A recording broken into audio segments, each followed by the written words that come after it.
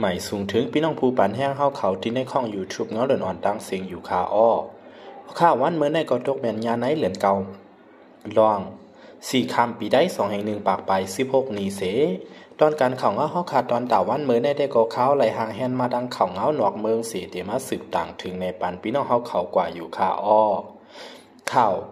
รัสเซียเดกึดลือการสร้างลองจำเจอซ้อมอเมริกันสั่งยึดซิมโคของเงินต้องของรัสเซียสืบข่าวทรัสออกข้อความของโฮนาไผ่อเมริกาปอดห่องในห้องการไผ่นอกเมืองของรัสเซียนั่นปืดลาดว่าเป็นกว่าไล่อยู่อันว่าอเมริกันตียึดซิมโคของเงินต้องรัสเซียนั่นแลตีจ้างเฮ็ดให้ลองจำเจอ2เมืองในกว่าไล่เหมือนกันในเย้าไล่ว่าลองจำเจอ2จึงเมืองในก็ลดย้อมแหงมาเต้ๆไว้สีรัสเซียส่งซึกเข้าตึกยูเครนเมื่อวันที่24เดือนเฟบรุยปี2022นั่นมาและเฮ็ดให้เมืองวันตกโกตุ้มตอบรัสเซียเลยการความสปิดไผ่ไปมักมีการเงินและการพ้องตังโฮมป้ายึดซิมแต่งค้ำและเงินฟังนอกเมืองของรัสเซียนั่นหมอก1ครึ่งในอยู่ภูมิปุณพรจันทร์สูงเมืองวันตกเขาก็ไล่แนะนำให้ยึดซิมเอาเจออันเป็นเงินฝั่งของรัสเซียนั่นเอาไว้แต่เตเอากว่าเป็นเงินตื้น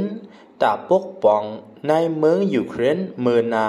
ก้วยกาอเมริกันนั่นก็เตไล่ฮับพรตุ่มยอนอันจอมมาตั้งหลังแลเตสั่งไล่ฮับลองลู่ซุ้มอันใหญ่หลวงลองจำเจอในเกกังรัสเซียและอเมริกันนั่นก็เตตัดขาดกว่า8 กำสื่อว่าไหนอันตั้งในก็อเมริกันและเมืองออยลียุโรปและยึดซิมโคของรัสเซียมีกาขันถึง 30,000 ล้านดอลลาร์อเมริกันและเป็นโคของสเทลงไหลก็อันเป็นออยลีจอมจึงวลาดิเมียร์ปูตินนั่นมีปัดเจียมเฮอหมินแมงมีเฮอการไปม้อนเจอในเย้าซึ่งหือก็ลีไผ่แทบตัดราเมืองอเมริกันก็ยังตึกย้อนขว้างไว้ดีสภาพของเกรซตายึดซิมโคของจุ่มกลมักมีต้านสูงในรัสเซียตามีบลองอันรัสเซียส่งซึกเข้าตึกในเมืองยูเครนในอยู่ก้วยกะไผ่ทั้งรัสเซียก็ไล่ปันฟังถึงอเมริกันกล่าวว่าลองจำใจไผ่กันพ้องต่างนั่นก็ตีไล่ฮับพรให้แห้งถึงคักแตกจัดไล่สังว่ารัสเซียนั่นถูกปืนเผาเป็นเมืองก้ำแถมลองก่อการให้ว่าไหนออค่าลื่นสุดก็เขาย้อนขอบใจอย่านำถึงพี่น้องผู้ปันแห้งเฮาเขากูก็เส